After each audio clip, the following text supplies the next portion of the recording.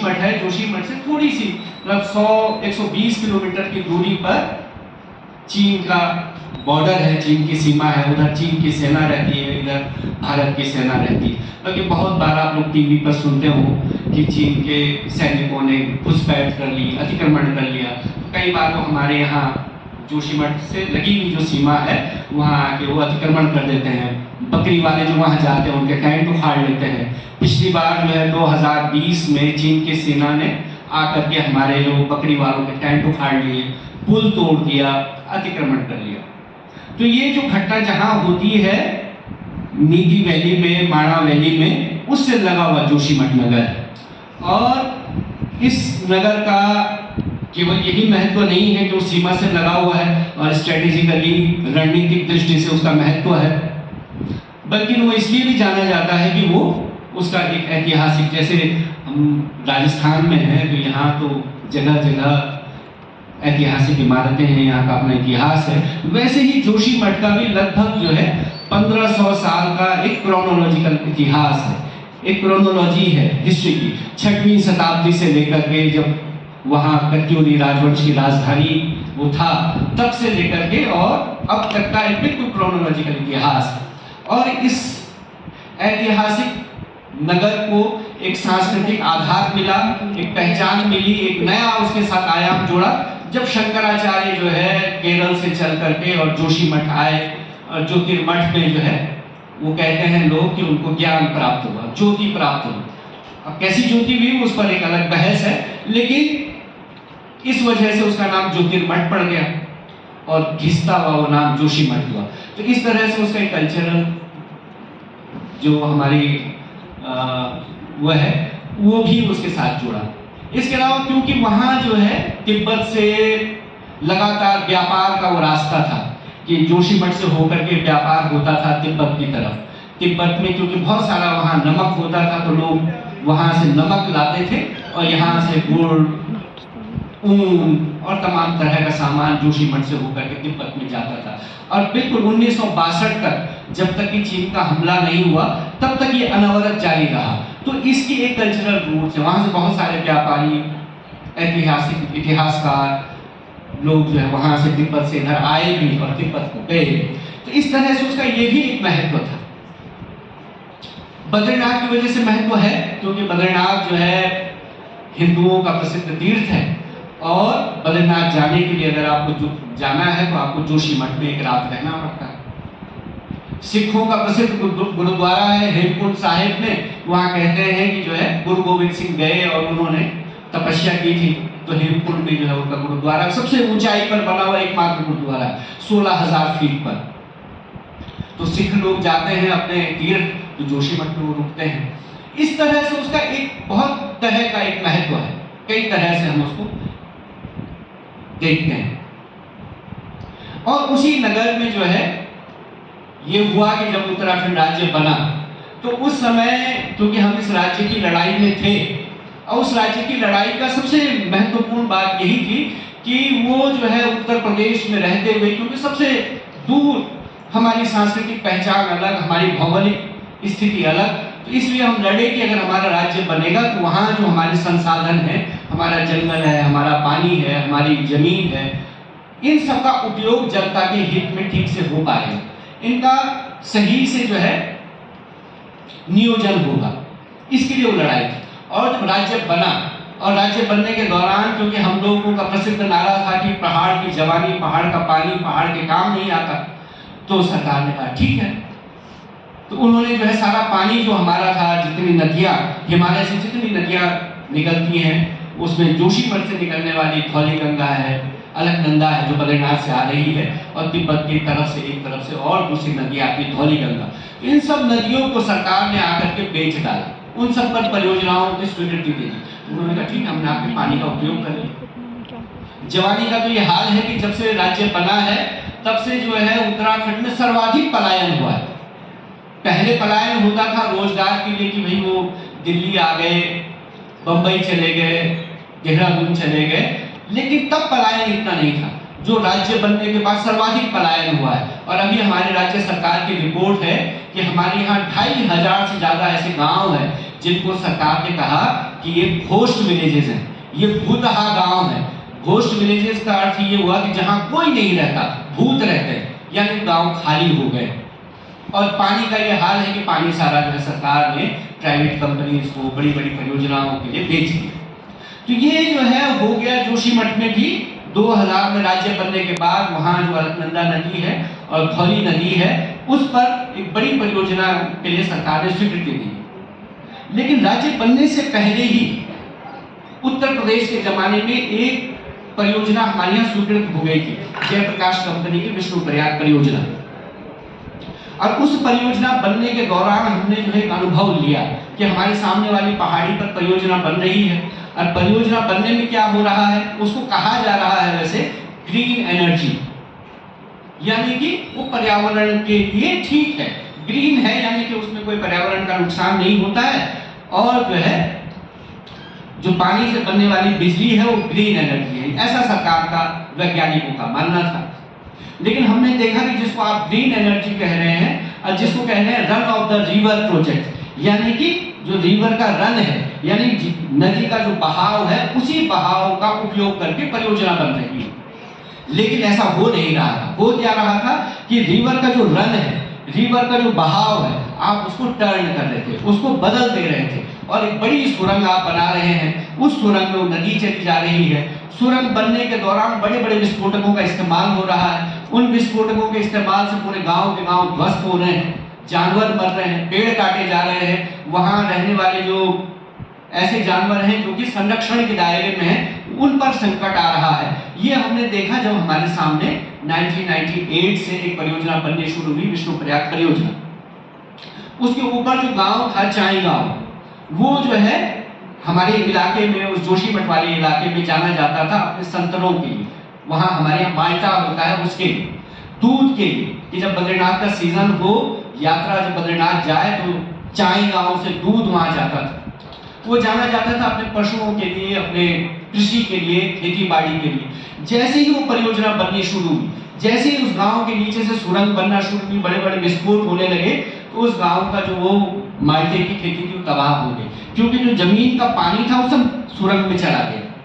वहां जो जानवर थे जिनसे दूध पैदा होता था, वो जानवर मरने लगे, क्योंकि जो टनल बनाते समय विस्फोट हो रहा है, तो विस्फोटक का जो मलबा है, उसका जो मकिंग है, उस मकिंग में बारूद है। वो बारूद आप क्या करते हैं, नदी में फेंक देते हैं, बाहर फेंकते हैं, वो उड़ता है, घास पर बैठता है, गाय उसको खाती है, और जब गाय का बच्चा होने वाला है तो मर रहा है, या वो दूध देना उन्होंने बंद कर दिया, बकरियां उस चारे को खा के मरने लगी। ये सब होता हुआ जब हमने अपने सामने देखा, तो उसके खिलाफ एक लड़ाई शुरू हुई 1998, 99 में और 2000 में। तभी जो है राज्य बन गया। राज्य बनने के बाद जो है सरकार ने बहुत सारे एमओयू साइन की, जिसमें कि ये जो परियोजना है, जो तपोवन विष्णु घाट परियोजना है, जिसको एनटीपीसी बना रही है, ये 530 मेगावाट की परियोजना है, जो जोशीमठ के ठीक नीचे से बन रही है। तो जैसे ही हमको इसकी जानकारी हुई, तो वैसे ही हमको लगा कि अगर ऐसी परियोजना जोशीमठ के ठीक नीचे बनती है, सामने तो एक गांव, दो गांव जिनकी आबादी 300-400 है, वो प्रभावित हुई, लेकिन जोशीमठ की आबादी क्योंकि 20,000, 15,000 से 20,000 उस समय थी, तो वो पूरी आबादी इससे प्रभावित होगी, जिनका जिक्र अभी संजय जी कर रहे थे। नौले, धारे, हमारे जो पानी के स्रोत हैं, सब उसी इलाके से निकलते हैं। तो अगर ये परियोजना बनी, यहाँ भी सुरंग बनी, तो ऐसा नुकसान इससे होगा, ऐसी हमारी आशंका, इसलिए क्योंकि हमने सामने ये होता हुआ देखा। तो उसके खिलाफ, क्योंकि अक्सर सरकार ऐसा तर्क देती, सरकारें ऐसा तर्क देती रही है, जैसे कि वो मनेरी भाली में ये जो टिहरी डैम बना, या और अन्य परियोजनाएं जिनका लोगों ने बाद में विरोध किया, तो सरकार ने कहा अरे भाई इसमें तो 1000 करोड़ रुपया खर्च हो गया, 500 करोड़ खर्च हो गया, अब तो हम इसे नहीं रोक सकते। लेकिन ये वाली जो परियोजना है, तपोवन विष्णु घाट परियोजना, जो एनटीपीसी बना रही है, इस परियोजना का अभी सर्वे भी शुरू नहीं हुआ। सर्वे हो ही रहा था कि हमको पता चल गया, और हमने सरकार के सामने राष्ट्रपति को ज्ञापन दिया, सरकार को बताया कि अगर ये परियोजना बनेगी तो ये इसके नुकसान होंगे, लिहाजा आप इसको नहीं बनाए। अक्सर ये तर्क लोगों का है कि भाई आप कह रहे हैं कि परियोजना नहीं बनाई, बिजली कहाँ से आएगी, पंखा कहाँ से चलेगा, आपको तो पंखा भी चाहिए, आपको तो एसी भी चाहिए, बिजली भी चाहिए, तो फिर ये कहां से आएगा? अक्सर सरकारों का था। लेकिन जो है उत्तराखंड राज्य बनते समय ही कि राज्य को लेकर के, क्योंकि ये अवधारणा थी कि भाई ये पहाड़ी लोग अलग हो जाएंगे तो भूखे मर जाएंगे, खाएंगे क्या ये पहाड़ी, तो तभी हम लोगों ने वैकल्पिक आर्थिक एक योजना पूरी सरकार के समक्ष रखी थी कि कैसे हम उत्तराखंड राज्य, कैसा होगा ये राज्य। ये बहस हम लोगों ने तब चलाई जब 1994 में राज्य की लड़ाई लड़ रहे थे। तब भी ये कहा जाता था कि उत्तराखंड जो है मनी ऑर्डर इकोनॉमी है, क्योंकि यहाँ बाहर से मनी ऑर्डर आता है, उस पर ये पहाड़ के लोग जीवित रहते हैं, जबकि वो सच्चाई नहीं थी। उस सच्चाई को भी हम लोगों के सामने लाए। और परियोजनाओं के मामले में हम लोगों ने विकल्प रखा कि छोटी छोटी परियोजनाएं, 1 मेगावाट, 2 मेगावाट, 5 मेगावाट, 10 मेगावाट की ऐसी परियोजनाएं बने जो जनपक्षीय हों, जिसके केंद्र में लोग हों, लोग उसके जो है शेयर होल्डर हों, उनके गांव के लोग मिलकर के वो परियोजना बनाएं, वो बिजली उन तक उनके काम आए और वो लोग उसके लाभार्थी हों, वो उसके शेयर होल्डर। तो अब देखिए सरकार को ला रही बड़ी बड़ी परियोजनाएं, 500 मेगावाट, 400 मेगावाट, 300 मेगावाट, जिसमें हजारों करोड़ रुपया शामिल है। और वो हजारों करोड़ रुपया क्यों शामिल है उसकी भी एक लंबी कथा है। तो जब ये परियोजना जोशीमठ में आई तो शुरुआत में ही हम लोगों ने कहा कि भाई ये परियोजना बनेगी तो ऐसे ऐसे इसके नुकसान होंगे। उस समय के राष्ट्रपति जो है अब्दुल कलाम साहब थे, उनको हमने ज्ञापन दिया, उनका पत्र भी हमको आया। हमने 11 आशंकाएं प्रकट की कि ये परियोजना बनेगी तो ऐसा नुकसान होगा, हमारे पानी सूख जाएगा, हमारी खेती को नुकसान होगा, हमारे जो सेब के बगीचे यहाँ हैं उनको नुकसान होगा, हमारा राजमा, आलू वगैरह जो हम उगाते हैं उसका नुकसान होगा। ये सब चीजें लिख करके दी और वहां से पत्र आया कि एनटीपीसी वाले आपका जवाब देंगे और जब ये आप संतुष्ट हो जाए तभी परियोजना बनेगी। आज जो है उसको 23 साल हो गए इस बात को, आज तक कोई जवाब नहीं मिला। फिर 2003-4 में जो परियोजना शुरू होने लगी तो जबरदस्त वहां आंदोलन इसको लेकर के हुआ, बड़ा आंदोलन, जिसको लेकर के मैं पत्रकारों से लगातार हम लोगों ने कहा कि जब हम लोग लड़ रहे थे, जब हम चिल्ला रहे थे 2004-5 से लेकर 2007-8 तक, तब किसी ने नहीं सुना। उसके बाद जो है जो आशंका हमने प्रकट की कि भाई परियोजना बनेगी तो इससे ऐसे ऐसे नुकसान होंगे, वो आशंका हमारी सच भी सन 2010 में।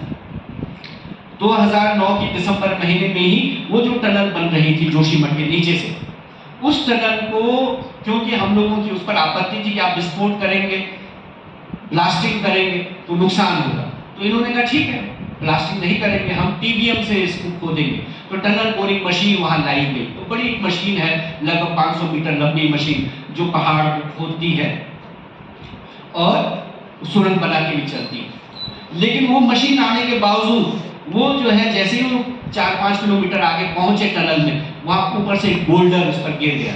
बोल्डर गिरा तो वहां से एक एक्यूफर, पानी का बड़ा स्रोत जो है वो फूट गया और उसे 600 लीटर पानी पर सेकंड।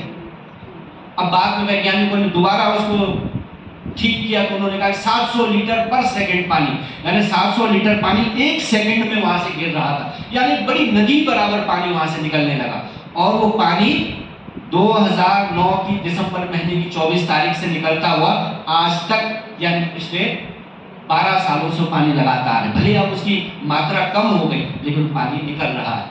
वो हुआ तो वो परियोजना का काम रुक गया, मशीन वहीं फंस गई, मशीन खराब हो गई और आज तक वो मशीन वहां से हिली नहीं है जहां थी।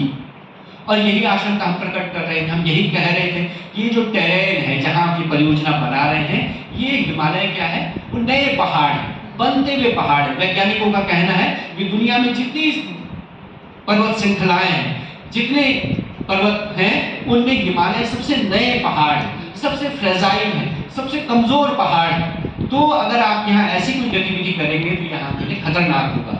तो ये बात हम लगातार उनको चेतावनी दे रहे थे। क्यों दे रहे थे? क्योंकि हमारे पास एक रिपोर्ट थी 1976 की मिश्रा कमेटी की। मिश्रा कमेटी जो है सरकार ने 1976 में गठित की जोशीमठ का अध्ययन करने के लिए, क्योंकि उस समय भी उस इलाके में ऐसी घटनाएं हुई, भूस्खलन हुए, जमीन में धंसाव हुआ, तो उसके लिए कमेटी बनी और उस कमेटी ने कहा कि ये जो जगह है मोरैन पर बसी हुई है।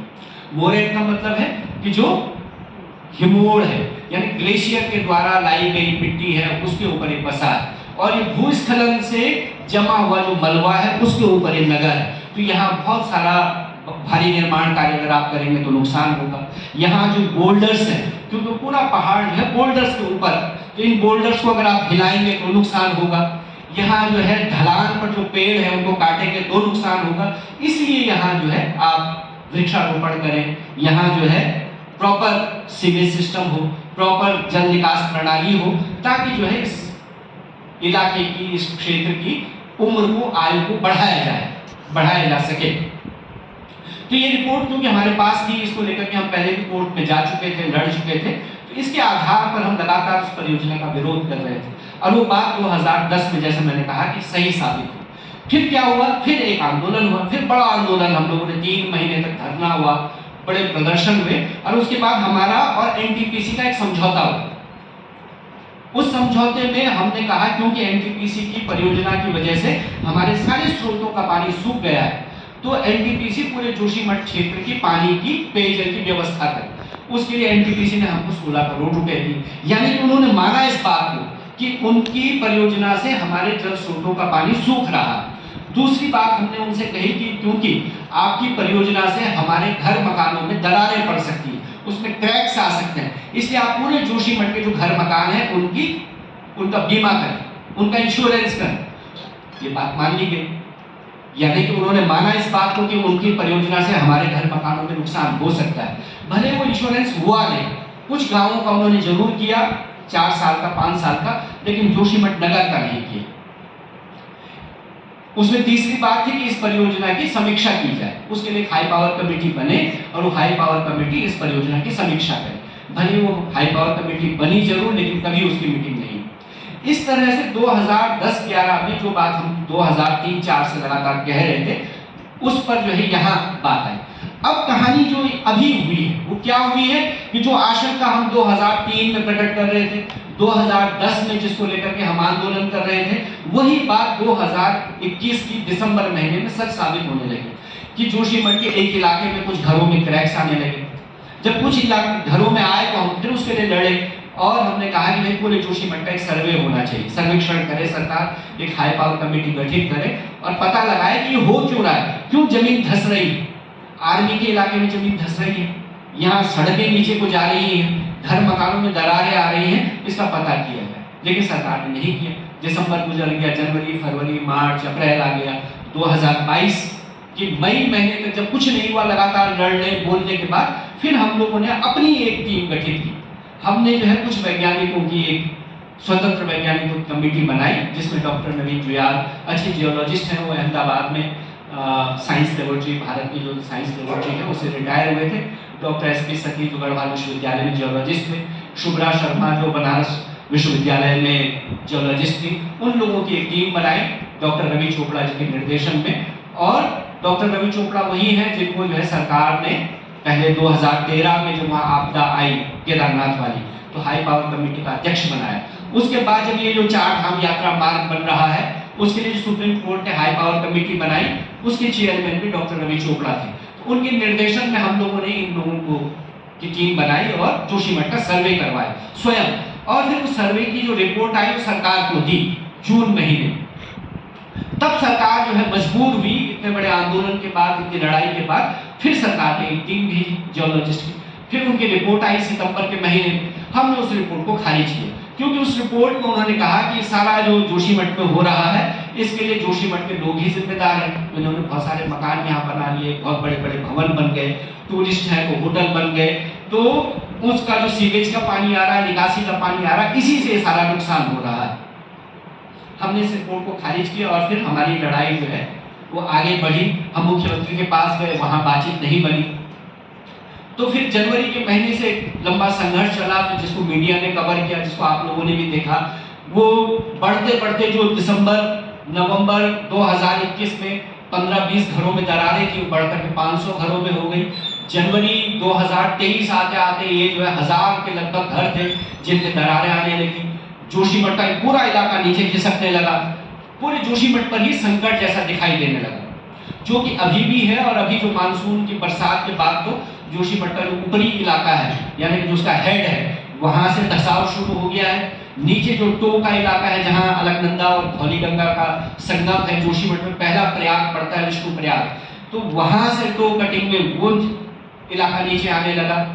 जोशीमठ का एक इलाका बिल्कुल जो है वो खतरे के जद में था। तो इसको लेकर के मीडिया में भी हलचल हुई और क्योंकि वो आंदोलन का भी दबाव था और धामी सरकार जो कि हमारी बात सुनने को तैयार नहीं थी। तो अगर आप लोगों ने देखा होगा एक वीडियो जो बहुत ज़्यादा वायरल हुआ जिसमें कि मैंने ये कहा कि जनता केवल 3 दिन अगर जो है सड़क पर बैठ जाए तो हम इस सरकार को घुटने पर ले आएंगे, हम झुका देंगे। और ये बात सच साबित हुई। 3 दिन से भी पहले धामी जो कि हमसे बात करने को तैयार नहीं थे मुख्यमंत्री कि इन लोगों से क्या बात करनी है, तो आकर के उनको जोशीमठ में हमसे बात करनी पड़ी। उसके बाद जो है वो बातचीत जो हमारी धामी साहब से हुई वो सफल नहीं थी, क्योंकि जो मैं उनसे हम चाहते थे वो करें वो उन्होंने नहीं किया। तो हम उस बातचीत से उठ करके बाहर आ गए। लेकिन फिर हमने जनता से कहा कि 3 दिन बाद 4 दिन बाद फिर इनको मजबूर होकर के बात करनी पड़ेगी। फिर 8 जनवरी को दोबारा धामी वहाँ आए, रात को जोशीमठ रुके और फिर लंबी बातचीत हमारी हुई जिसमें कुछ बातों को लेकर के समझौता हुआ। समझौते में ये बातें थी कि तत्काल लोगों को राहत दी जाए, तत्काल लोगों को जो है उनके घरों से निकाल के सुरक्षित जगहों पर ले जाया जाए। कुछ लोग दरार वाले घरों में, ऐसे मकानों में रह रहे थे कि जहां लोगों ने बल्लियां लगा करके अपना छत टिकाया हुआ था, जहां लोग जो है अपने पुराने कपड़े लगा के दरारें ढक रहे थे, किसी तरह जाड़े में वहां रह रहे। तो इन लोगों को सुरक्षित जगहों पर ले जाया जाए, इनके भोजन की व्यवस्था हो, गर्म कपड़े दिए जाए और अस्थायी पुनर्वास की व्यवस्था हो। यानी कि पहले कुछ हट बना लिए जाए जहाँ लोग रहे और साल 2 साल में विस्थापन पुनर्वास की व्यवस्था हो और पूरे जोशीमठ के नए तरह से निर्माण, उसके स्थायीकरण यानी स्टेबलाइजेशन के लिए काम किया जाए और नए जोशीमठ के निर्माण के लिए भी योजना बने। इन बातों पर एक समझौता हो। भले ही वो समझौता जो है कुछ चीजों में लागू हुआ, घर मकानों का कुछ मुआवजा, बड़ी लड़ाई के बाद 4 महीने हम लोग धरने पर रहे, जिसमें आपने देखा होगा कि हजारों लोग उस धरने में लगातार शामिल रहे। जोशीमठ की आबादी 20-22 हजार से ज्यादा नहीं, लेकिन उस 20-22 हजार की आबादी में 2500-3000 लोग प्रदर्शन में आते थे। मशाल जुलूस में अगर आपने देखा होगा 2-2 हजार लोग उस मशाल जुलूस में रहे। तो बड़ा आंदोलन और उस आंदोलन में लगातार लोगों की उपस्थिति, लोगों की भागीदारी और उसको शुरुआत के जनवरी फर्स्ट वीक से लेकर के आप देखेंगे 15, 20, 22 जनवरी तक का मीडिया कवरेज उसमें है। लेकिन उसके बाद हम लगातार लोगों से कहते थे कि भाई टीवी के जो कैमरे हैं जिस दिन ये चले जाएंगे, जिस दिन ये मीडिया आपके सामने नहीं रहेगा, लड़ाई उस दिन के लिए लड़नी है कि जब ये मीडिया में रहे तब भी हम टिके रहे। और वो लोगों ने वो संकल्प प्रदर्शित किया कि मीडिया के न होने के बावजूद लोग बर्फ में, पानी में, ठंड में वहां जमे रहे और उसके बाद सरकार को मजबूर होकर के जो मुआवजा हमने कहा कि इतना मुआवजा लोगों को घर मकान का मिलना चाहिए, वो मिलना शुरू हुआ। भले वो अभी सब लोगों को नहीं मिला है, अभी विस्थापन पुनर्वास की लड़ाई बाकी है, अभी नए जोशीमठ के निर्माण की लड़ाई बाकी है, अभी जो है जोशीमठ के स्थायीकरण की लड़ाई बाकी है। और उसको लेकर के अभी आप लोगों ने 2-3 दिन 4 दिन पहले देखा कि पहला वो जो अध्ययन हमने कहा कि हमने कराया स्वतंत्र वैज्ञानिकों से, दूसरा सरकार ने एक टीम भेजी जिसको हमने खारिज किया और उसके बाद हमने मांग की थी कि देश के बड़े संस्थानों से व्यापक हाई पावर कमेटी बने और व्यापक अध्ययन हो। तो वो हुआ। केंद्र सरकार से हमने प्रधानमंत्री को ज्ञापन दिया, वहां गृह मंत्रालय में मीटिंग की, उसको लेकर के जो है लगातार हम लोग सरकार पर दबाव बनाए रहे। उसके बाद केंद्र सरकार ने 8 संस्थाओं, IIT रुड़की, वाडिया संस्थान, CBRI और GSI जैसी और भी 4 संस्थाएं और हैं, उन सबको भेज करके जोशीमठ का व्यापक अध्ययन करवाया। उस अध्ययन की रिपोर्ट उन्होंने फरवरी के महीने में NDA में, जो नेशनल डिजास्टर असेसमेंट अथॉरिटी है, तो उनको सौंप दी फरवरी में। लेकिन उसको सरकार हमको बताने को तैयार नहीं है। पिछले 6 महीने उसका खुलासा नहीं हुआ और अभी भी जब सरकार उस रिपोर्ट को बाहर लाई है तो हाई कोर्ट नैनीताल के दबाव में, जब हाई कोर्ट नैनीताल ने कहा कि आप इसको क्यों छुपाए हुए, इसमें ऐसा क्या रहस्य है जो आप बताने को तैयार नहीं है, तो फिर वो रिपोर्ट बाहर आई है। अब वो रिपोर्ट बाहर आई है तो अब उसमें दिखाई दे रहा है कि उसका लब्बो-लुबाब तो यही है कि उस परियोजना को, जिसको कि हम जोशीमठ की तबाही के लिए जिम्मेदार मान रहे हैं, हमारा ये स्ट्रॉन्ग और बिल्कुल फर्म हमारा ये मानना था कि जोशीमठ में जो कुछ हो रहा है वो जो हाइड्रो पावर प्रोजेक्ट है, वो जो परियोजना है, उसकी जो सुरंग है, उसकी वजह से हो रहा है। और ये जो संस्थाओं की रिपोर्ट है ये उसको खारिज करती हुई सी लग रही है। भले ही उसमें जो कुछ हम लोगों ने दस्तावेज प्रस्तुत किए, जो प्रमाण हमने दिए, उसके लिए जो आधार प्रस्तुत किए, उनका कोई जवाब उन रिपोर्ट में नहीं दिखाई दे रहा है। भले सारी रिपोर्ट अभी हमने पढ़ी नहीं, अभी अखबार मीडिया में जो आया है वो एक है, और जीएसआई की रिपोर्ट मैंने पढ़ी है, और एक आईआईटी रुड़की की रिपोर्ट। तो उनसे यही लग रहा है कि वो जो है हल्के आधारों पर, बहुत कमजोर तर्कों के आधार पर एनटीपीसी को और इन परियोजनाओं को उससे बरी कर रहे हैं। जबकि हमने जो प्रमाण दिया वो प्रमाण ये था कि जो एनटीपीसी की जो मैं सुरंग की मैंने आपको किस्सा सुनाया कि जो टीबीएम मशीन है, वो टीबीएम मशीन को जो चला रहा था, जो उस पर काम कर रहा था, वो थी एलएनटी कंपनी। एलएनटी कौन है? देश की सबसे बड़ी कंपनी है, लार्सन एंड टूब्रो को आपने सुना होगा, जो कि दुनिया भर में प्रोजेक्ट करती है, जिसका एक नाम है। तो वो एलएनटी कंपनी उस टनल बोरिंग मशीन के जरिए सुरंग खोद रही थी। 2010 में जब ये हादसा हुआ, 2009 के दिसंबर में, तो एलएनटी और एनटीपीसी का झगड़ा शुरू हुआ, और 2012 में एलएनटी एनटीपीसी का काम छोड़ करके चली गई। और जब वो काम छोड़ करके गई, ऐसे तो नहीं जा सकते क्योंकि तो ठेका है, उसमें कॉन्ट्रैक्ट है, उसके कुछ नियम है, कायदे हैं, तो ऐसे तो नहीं जा सकते। वो बाद में जो है कोर्ट में मामला चला गया।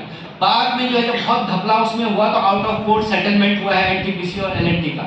लेकिन जब उन्होंने काम छोड़ा तो उन्होंने उसकी वजह बताई कि हम क्यों ये छोड़ करके जा रहे हैं। तो एलएनटी ने 3 जो दुनिया के माने हुए जो जियोलॉजिस्ट हैं उनकी टीम गठित की, और उनकी रिपोर्ट उन्होंने जारी की, जिसमें वो कहते हैं कि ये जो टनल इन्होंने बनाई है वो जहां बनी है वो एमसीटी है, यानी कि मेन सेंट्रल थ्रस्ट, जो हिमालय में सबसे सेंसिटिव इलाका है, जो केंद्रीय भ्रंश है, जो मुख्य भ्रंश है हिमालय का, उसके ऊपर ये टनल बन रही है।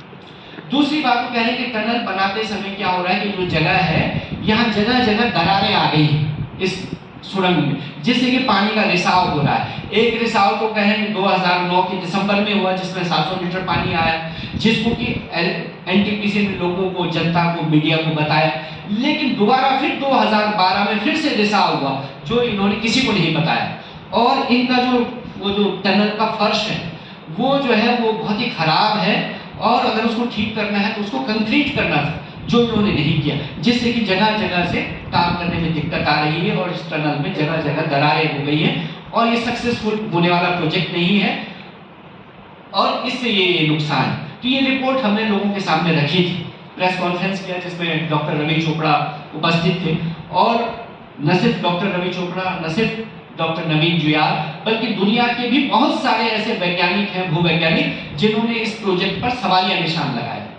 और न सिर्फ इनको भी अगर छोड़ दें तो जीएसआई यानी जियोलॉजिकल सर्वे ऑफ इंडिया, जिसको कि अभी जिन्होंने अपनी रिपोर्ट दी है और जिसमें उन्होंने एनटीपीसी को लगभग क्लीन चिट देने की कोशिश की है, भले पूरी तरह से नहीं किया, क्योंकि उन्होंने उसमें लिखा है कि फर्दर अभी और अध्ययन किए जाने बाकी हैं। लेकिन वही जीएसआई 2005 में जब एनटीपीसी इस प्रोजेक्ट को कर रही थी, तो उन्होंने जीएसआई से पूछा होगा कि भाई हम यहाँ ये प्रोजेक्ट बना रहे हैं, इसमें आपकी क्या राय है। तो जीएसआई ने तब जो है ऑब्जेक्शन लगाया, तब जो है ये कहा कि जहां आपका ये बैराज साइट है, यानी जहां से पानी आप सुरंग में डालेंगे, जहां ये बना रहे हैं, इसको थोड़ा पीछे खिसका लीजिए, क्योंकि अगर अभी आप यहाँ बनाते हैं तो इसके रास्ते में, सुरंग के रास्ते में बहुत सारे हॉट वाटर स्प्रिंग पड़ सकते हैं। हॉट वाटर स्प्रिंग हिमालय में एक फिनोमिना है कि जहाँ गर्म पानी निकलता है वो है, तो इस रास्ते में पड़ सकता है, तो लिहाजा आप अपना बैराज साइट को पीछे खिसका लीजिए। ये एनटीपीसी ने जो हमको डीपीआर दी उसमें लिखा हुआ है कि हमने जीएसआई से ऐसा पूछा, जीएसआई ने ये जवाब दिया। फिर ये कह रहे हैं कि अगर हम अपना बैराज साइट पीछे खिसकाते हैं तो इसमें कितने मिलियन यूनिट बिजली का नुकसान हो जाएगा, क्योंकि उसके पीछे फिर एक और परियोजना है, ये तो तपोवन विष्णु घाट है, उसके पीछे लाता तपोवन परियोजना है, उसके पीछे मरकुड़ा लाता है, उसके पीछे एक और परियोजना है, उसके पीछे एक और परियोजना।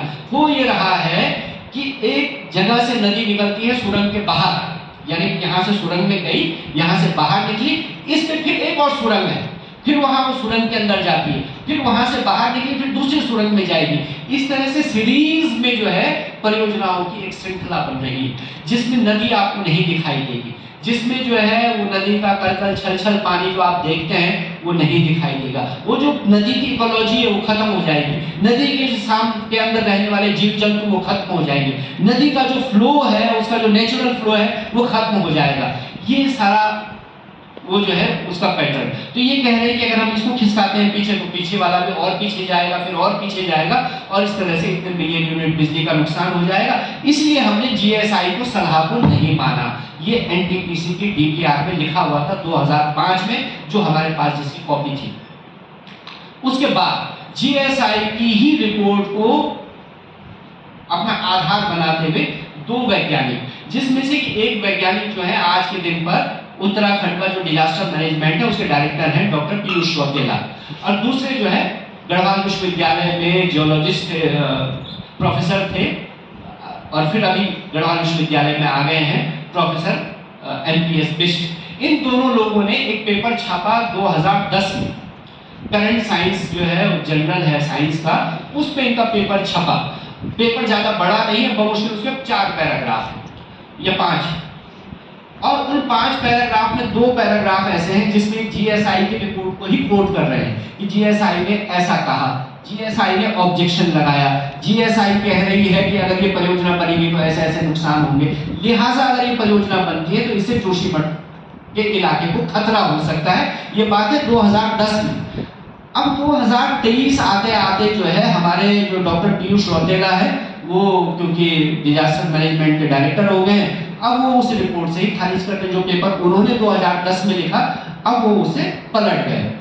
तो आज के दिन पर जो जीएसआई क्लीन चिट के लगभग दे रही है एनटीपीसी को, वो जीएसआई 2010 में या 2005 में ये कह रही है।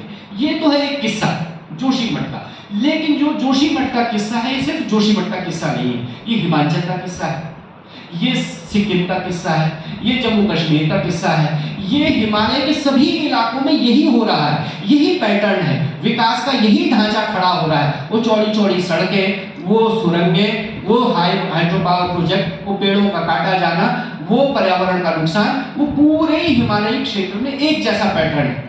विकास का कोई और मॉडल इनके पास है नहीं। अब ये मॉडल क्या है? अब अहमदाबाद अगर आपने सुना होगा, मैं भी सुबह देख रहा था कि उदयपुर से अहमदाबाद 180 किलोमीटर क्या नजदीक पे ही है शायद। तो उस अहमदाबाद में जो है वो रिवर फ्रंट बना, वही रिवर फ्रंट कहाँ बना? बनारस में। वही रिवर फ्रंट बन रहा है दूसरी जगह, वही रिवर फ्रंट बन रहा है केदारनाथ में, वही रिवर फ्रंट बन रहा है बद्रीनाथ में। अब अहमदाबाद एक अलग चीज, बनारस एक अलग चीज, केदारनाथ बिल्कुल अलग चीज है, और जोशीमठ का जो बद्रीनाथ है बिल्कुल अलग चीज है। जोशीमठ बद्रीनाथ में आपको रिवर फ्रंट की जरूरत नहीं है, वहां रिवर का अपना फ्रंट है, वो अपनी तरह से चलती है। वहां प्रकृति की अपनी तरह की खूबसूरती। आप सारे देश को एक रंग में क्यों रखना चाहते हो? सब जगह एक ही जैसा विकास क्यों चाहते हो? सब जगह जो है वो अपना ही ठप्पा क्यों लगाना चाहते हो? कि कौन सा सपना पूरा कर रहे हैं? वो जो है वो मोदी जी का सपना है केदारनाथ, बद्रीनाथ जी भी मोदी जी का सपना है। 4 धाम यात्रा का जो पैटर्न है जिसमें कि वो चौड़ी सड़क बन रही है वो भी मोदी जी का सपना है। सारे सपने मोदी जी के हैं, हम कहाँ आए इस सपने में? आप कहाँ आए इस सपने में? इस सपने में हम हैं कि नहीं है? वहाँ की जनता है कि नहीं है? वो लोग हैं कि नहीं है? वो लोग जिन्होंने वो नगर बसाए, वो लोग जिन्होंने जंगल बचाए, वो लोग जिन्होंने वो पानी बचाया, वो सपने का हिस्सा है कि नहीं है? ये असल सवाल। तो ये जो विकास का एक ही जैसा ढांचा खड़ा हो रहा है, एक ही जैसा पैटर्न है, ये जो है सवाल के दायरे में है। और इस पर हम लोगों ने, चाहे वो 4 धाम वाला मार्ग हो, उस पर सवाल उठाया, कहा कि अगर आप इतनी चौड़ी सड़क बनाएंगे यहाँ 10 मीटर की तो ये खतरनाक है। इस पर जो है हाई पावर कमेटी बनी, हाई पावर कमेटी ने इसको ऑब्जेक्शन लगाया, डॉक्टर रवि चोपड़ा की कमेटी के सामने हम भी उपस्थित हुए और हमने कहा कि इसकी जरूरत नहीं। तब जो है वहाँ एक वैज्ञानिक बैठा, वैज्ञानिकों में भी देखिए ना अलग अलग तरह के वैज्ञानिक, जब वैज्ञानिक इधर है यानी वो अगर जो है स्वतंत्र है, वो सत्ता की इस तरफ है, तब तो उसकी कोई और राय है, और जब वो सत्ता के साथ है तो उसकी राय बदल जाती है। तो वहाँ जो है वो जो 3, 4, 5 वैज्ञानिक बैठे हुए हैं, बड़ी कमेटी है, उसमें हम उपस्थित हुए। तो वो जो सरकारी वैज्ञानिक हैं तो वो हमसे कह रहे हैं कि साहब, हमने कहा कि अगर आप चौड़ी सड़क इतनी बनाएं क्योंकि हिमालय के लिए खतरा है, वहाँ आप वर्टिकल कटिंग कर रहे हैं, ये जो है इससे पहाड़ जो है कमजोर पहाड़ है, खराब हो जाएंगे, ये हो जाएगा। हमने अपना पक्ष रखा। तो देन ही सेड, वो कहते हैं कि no, we have a technology, we can cut the hill like a cake, we can cut it like a cake. तो अच्छा, तो why don't you use that technology? हमने कहा आप यूज क्यों नहीं कर रहे हो? केक की तरह क्यों नहीं काट रहे इसको? ऐसा क्यों काट रहे हैं कि सारा पहाड़ धड़-धड़ा के नीचे आ जा रहा है? आप क्यों ऐसा कर रहे हैं? तो जो है वो केक की तरह काटने वाली टेक्नोलॉजी के नाम पर जो है पूरे हिमालय को उन्होंने तबाह किया। और आज के दिन पर आपने देखा बरसात के मौसम में लगातार हिमाचल की खबर आई, उत्तराखंड की खबर आई, वो जो 4 धाम यात्रा मार्ग जो मोदी जी का सपना है वो सपना धराशायी हो गया। सड़क जहां पहले थी 2018 से पहले वहां पहुंच गई, 40% जगह पर सड़क जो है वैसे ही हो गई जैसे 2018 से पहले थी। जो चौड़ीकरण हो रहा था उससे पहले जहां थी वहां पहुंच गई। 200 से ज्यादा जगह ऐसी हैं जहां नए भूस्खलन के जोन बन गए, जहां नए जो है धसाव पैदा हो गए। तो ये जो हुआ, ये हिमाचल में जो हो रहा है, अभी मैं अक्टूबर में जा रहा हूँ हिमाचल, वहां भी क्योंकि जब ये हुआ जोशीमठ में आंदोलन, तो हिमाचल के लोग वहां आए, जम्मू कश्मीर के, सिक्किम के, पूरे हिमालयी राज्य के लोगों ने वहां आकर के हमारे साथ समर्थन व्यक्त किया। तब हम लोगों ने कहा कि ये लड़ाई जो है केवल जोशीमठ की नहीं है, जोशीमठ से शुरू जरूर हुई। हमने इस बात को उठाया तो आज सतह पर ये बात आ गई कि पर्यावरण रहेगा, ये जंगल रहेंगे, पहाड़ रहेंगे, हिमालय रहेगा, तो जीवन रहेगा, हम रहेंगे, ये धरती रहेगी। तो ये बात अगर उठ गई है तो इसको थोड़ा और आगे तक हमको ले जाने की जरूरत है। तब हम लोगों ने कोशिश की कि एक प्लेटफॉर्म ऐसा बने कि जहां सब लोग आकर के एक जगह खड़े होकर के इसको बात को रखें, और इस बात को ऐसे रखें कि ये जो है सिर्फ किसी सेमिनार में, किसी हॉल के अंदर कहीं की बात न रहे, बल्कि ये चुनाव का मुद्दा बने, ये चुनाव का सवाल बने कि पर्यावरण के सवाल पर जो लोग वोट दें कि भाई धरती रहेगी तो हम लोग रहेंगे। अभी तो आप सुन रहे हैं ग्लोबल वार्मिंग का मामला है, और वो कोई जो है हो सकता है यहाँ के लिए, बाकी जगहों के लिए वो वैसा सच ना हो जैसा सच का सामना कोस्टल इलाके के लोग या हम लोग हिमालय के लोग सामना कर रहे हैं। क्योंकि हमारे यहाँ वो साफ दिखाई दे रहा है, बर्फ पड़ने के पैटर्न में दिखाई दे रहा है, मौसम के बदलाव में जिस तरह की पहले बारिश होती थी तो हमारे यहाँ इक्का दुक्का कभी साल 2 साल में सुनाई देता था कि बादल फटने की घटना हुई। अब देखिए आप हर बरसात में 15 बार 20 बार जो बादल फटने की घटनाएं हो रही, गाँव के गाँव तबाह हो रहे हैं। और ये जो है एक रेगुलर फिनोमिना हो गया, ये लगातार होने वाला जो है ये फिनोमिना हो गया, जिसको हमने हिमाचल में इस समय बहुत ज्यादा देखा, उत्तराखंड में लगातार हो ही रहा है। तो ये जो मौसम का बदलाव की जो परिघटना है ये केवल हिमालय के लिए नहीं, केवल कोस्टल लाइन जो कि हमारे भारत में नीचे से केरल से लेकर के और बंगाल की खाड़ी तक और वहां नीचे से लेकर के और यहाँ ऊपर गुजरात तक हम देख रहे हैं जो कोस्टल लाइन है, केवल उनके लिए खतरा नहीं। अभी तो मैं था बंगाल में, अभी हम लोग एक नदी बचाओ जीवन बचाओ यात्रा में 1 हफ्ता 1.5 हफ्ता जो है बंगाल में, वहाँ हालत ये है वहाँ की तमाम जो महत्वपूर्ण नदियाँ हैं बंगाल में सूख रही हैं। और न सिर्फ बंगाल की, हमारे देश की अधिकांश जो नदियाँ हैं उन पर ये संकट है, चाहे वो दिल्ली में यमुना हो और हमारे देहरादून में बहने वाली जो है देहरादून की नदियां हैं रिस्पना वगैरह, वो सूख गई हैं। बंगाल में ऐसी बहुत सारी नदियां के किनारे हम लोग गए जो लगातार सूख रही हैं, जिन पर संकट है। तो न सिर्फ इन नदियों पर संकट है, उनकी बात जिनकी बात संजय जोशी कर रहे थे वो ठीक है कि पहाड़ में ऐसी जगहों पर है, लेकिन बहुत सारी जगहों पर ये खत्म हो गए, नौले हमारे खत्म हो गए, सूखने की कगार पर आ गए। और ऐसा यहाँ भी है, राजस्थान तो पहले से ही मौसम की मार और उसको झेलता रहा है, बल्कि यहाँ तो समुदाय बिश्नोई समुदाय रहा है जो पेड़ों को बचाने के, जो लोग अपना सब कुछ, जिनका समुदाय उस बात के लिए जाना जाता है। हमारे यहाँ भी चिपको आंदोलन की शुरुआत जो है रेनी से भी, जो जोशीमठ से लगा हुआ गाँव है, और हमारे ही पुरखे, हमारे ही लोग पेड़ों से चिपकने वाले लोग रहे जो पेड़ों को बचाने के लिए जिन्होंने अपना जीवन दे देने तक की तरफ चले गए। तो असल सवाल यहाँ है कि अभी हम लोग देख रहे थे कि G20 का समिट हो रहा था दिल्ली में, और दिल्ली में जो समिट हुआ उसमें मोदी जी ने वादा किया है कि हमको जो है जो कार्बन एमिशन है उसके लेवल को 0 तक लाना है। ये वादा है कि ग्रीन बेल्ट, हमको ग्रीन कवर बनाना है।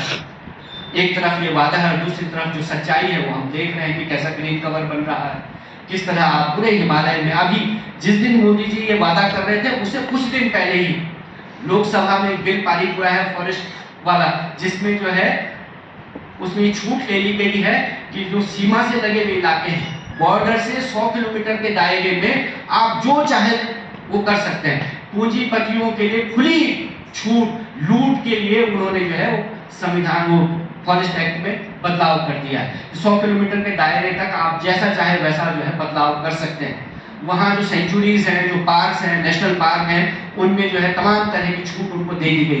तो एक तरफ आपका वादा है कि भाई ग्रीन कवर करना है और जो कार्बन एमिशन है उसके स्तर को कम करना है, उसको नीचे लाना है, और दूसरी तरफ जो आपके काम है वो ये है कि आप जो है पूरे जंगलों को, पूरे नदियों को, पूरे जमीन को कैसे उसको जो है पूंजीपतियों के लिए, लूट के लिए उसको बना देना है, वो है। तो वो जो विकास का ढांचा है, असल सवाल वही है कि जो हम जिस तरह का विकास का ढांचा, यानी गुजरात में वही, बनारस में वही, अभी केदारनाथ की 2013 की आपदा है, उस 2013 की आपदा के बाद जो है सरकार ने ही एक हाई पावर कमेटी बनाई, उसने तमाम सिफारिशें की कि कैसे जो है ये आपदाएं हो रही है, कि जो ये हो रही है, कैसे इनसे बचा जा सकता है, लेकिन उन सिफारिशों पर कोई गौर नहीं हुआ। तो 2021 में जो है ऋणी जो जगह है, ऋषिगंगा वहाँ बहती है, उस ऋषिगंगा पर एक जो है फ्लड आ गया, जिसमें कि 200 से ज्यादा लोग मरे। तपोवन विष्णु घाट परियोजना में ही, जिस परियोजना की मैं बात कर रहा हूँ, जो जोशीमठ के नीचे से गुजर रही है, उसी परियोजना में ही 200 से ज्यादा लोग मर गए, क्योंकि आपने 2013 की आपदा के बाद रवि चोपड़ा कमेटी ने जो सिफारिशें की उन पर आपने ध्यान नहीं दिया। उसको लेकर के हम कोर्ट में गए, हाई कोर्ट में गए, जहां पर जुर्माना हो, फिर सुप्रीम कोर्ट जाना पड़ा।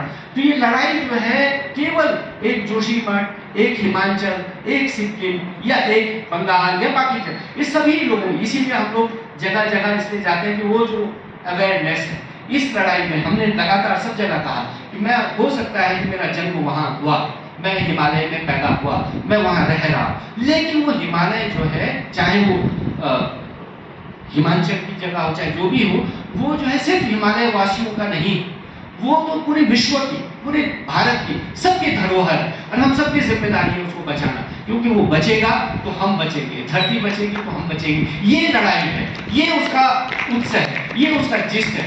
इस तरफ लोगों को जाना चाहिए, इस तरफ उनको जाना होगा। अगर हम इसकी उपेक्षा करते हैं, इस तरफ नहीं जाते और इसको जो है अपनी लड़ाई का सवाल नहीं बनाते, तो फिर जो है बहुत दिन तक हम अपने जो आने वाली पीढ़ी है, जनरेशन है, उसको देने के लिए हमारे पास नदियां होंगी, ना जंगल होंगे, ना पेड़ होंगे, अब फोटो होंगी, फोटो में आप दिखाएंगे कि ऐसा होता था, तो वो है। तो फोटो न रहे, हमारे पास वास्तविक हिमालय रहे, सचमुच में हमारे पास नदियां रहे, पहाड़ रहे। इसको कैसे बचाएं, कैसे ये बचे, ये लड़ाई है, इसके आप भी हिस्सेदार बनेंगे, आपके जरिए ये बात जाएगी। इस उम्मीद, इस आशा, इस अपेक्षा से मैं अपनी बात यहाँ समाप्त करता हूँ। सबका बहुत बहुत धन्यवाद।